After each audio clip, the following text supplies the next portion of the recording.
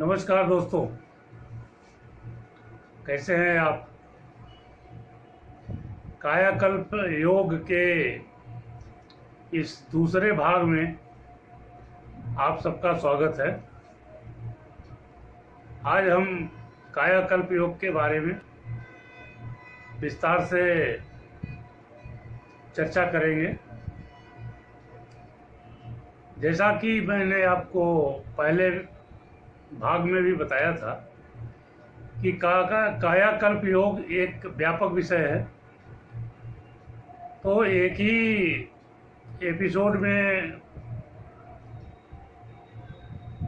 पूरे कायाकल्प योग का विवेचन संभव नहीं है, इसलिए इसको हम कई कड़ियों में प्रसारित करेंगे। और आपसे अनुरोध भी किया था कि आप हमारे इस चैनल चेतना फाउंडेशन को सब्सक्राइब करें ताकि आपको हमारी सारी कड़ियाँ समय समय पर मिलती रहें। तो आज हम कायाकल्प योग का भाग 2 शुरू करते हैं। दोस्तों, कायाकल्प योग की चर्चा करने से पहले हम आपसे इस बात की चर्चा जरूर करना चाहेंगे कि कायाकल्प योग की आवश्यकता क्यों पड़ी। साथियों,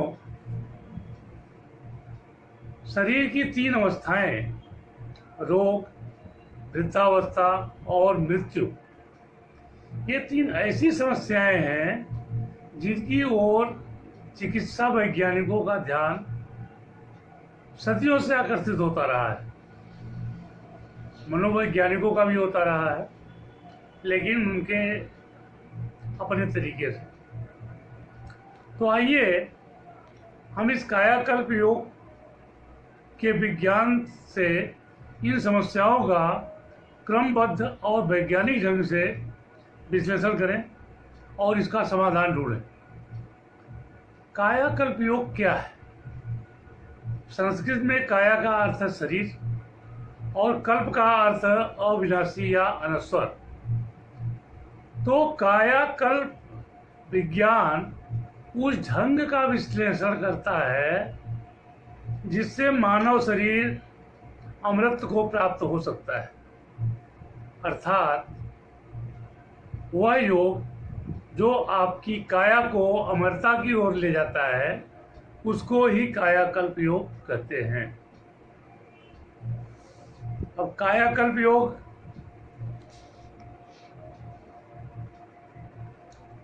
क्या करता है, कैसे करता है? तो कायाकल्प योग के लक्ष्य क्या है? कायाकल्प योग हमें क्यों करना चाहिए? तो कायाकल्प के योग के 3 मुख्य लक्ष्य हैं जिनकी प्राप्ति के लिए हम आज आपके साथ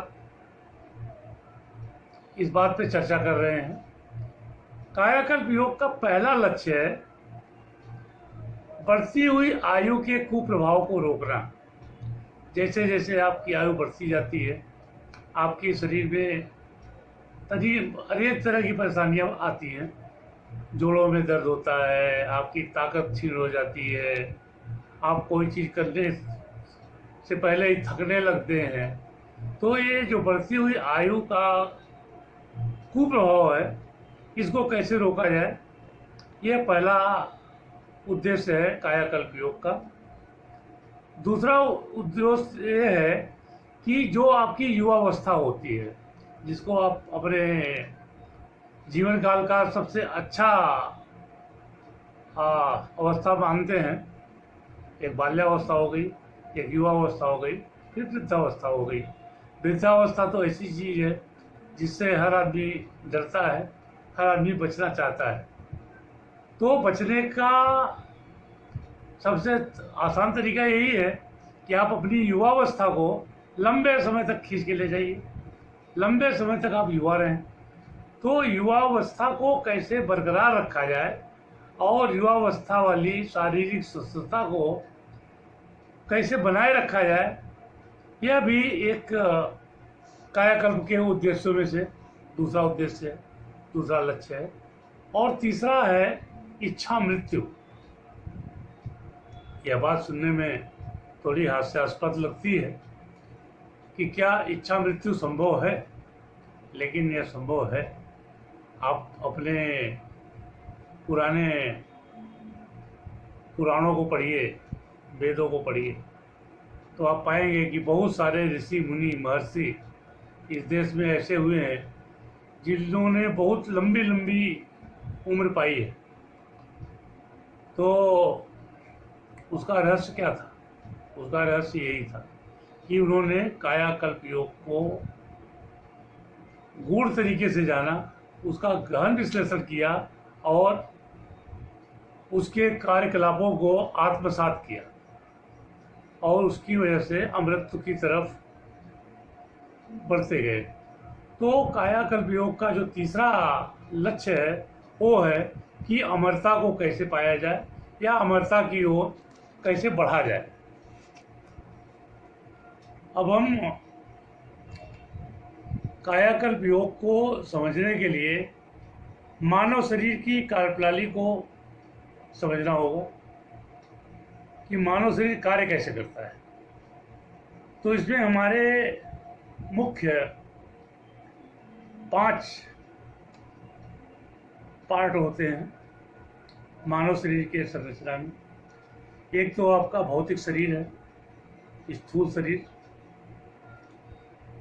जिसको आप देख पाते हैं और जिसको ही आप पूरा शरीर समझते हैं, लेकिन यह 5 में से सिर्फ एक भाग है। दूसरा है आपका मन या मस्तिष्क। शरीर तभी तक चलायमान है जब तक आपका मन और मस्तिष्क चलायमान है। जिस दिन मस्तिष्क काम करना बंद जाता है उस दिन आपका शरीर स्थिर हो जाता है। तो जो मानव शरीर का दूसरा महत्वपूर्ण अवयव है वह है आपका मन या मस्तिष्क। अब जो बाकी 3 भाग हम बताने जा रहे हैं, शायद आपने इसके बारे में कम ही सुना होगा। तीसरा है जैव चुंबकत्व, बायोमैग्नेटिज्म। विज्ञान के साथियों को शायद पता हो, बाकी लोगों को इसके बारे में बहुत कम ही ज्ञान होगा। जैव चुंबकत्व आपके शरीर का एक महत्वपूर्ण अंग है, महत्वपूर्ण भाग है, जिसकी वजह से आपकी शरीर और आपकी आयु का निर्धारण होता है। चौथी चीज़ है लाइफ फोर्स या जीवन शक्ति। अब आप पूछेंगे जीवन शक्ति क्या है, तो जीवन शक्ति का भी विवेचन हम आगे भाग में करेंगे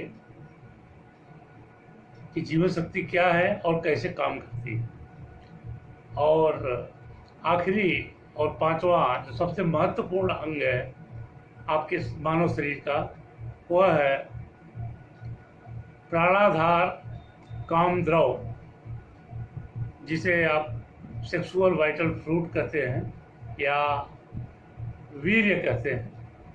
यह आपके शरीर के 5 अंगों में सबसे महत्वपूर्ण अंग है और आपकी आयु निर्धारण में सबसे ज़्यादा योगदान अगर किसी का है तो आपके प्राणाधार कामद्रव का है।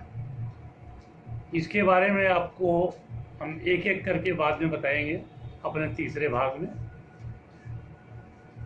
और यह आपको बताना चाहेंगे कि ये 5 चीज़ें अलग अलग नहीं हैं, एक दूसरे के साथ जुड़ी हुई हैं। तो आज के लिए बस इतना ही। शेष इन 5 तत्वों के बारे में हम तीसरे भाग में आपसे चर्चा करेंगे। तब तक के लिए आप आज्ञा दीजिए। और एक बार आपसे फिर अनुरोध है कि हमारी सारी कड़ियों को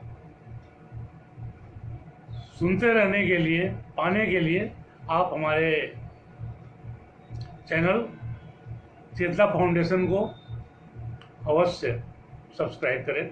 धन्यवाद।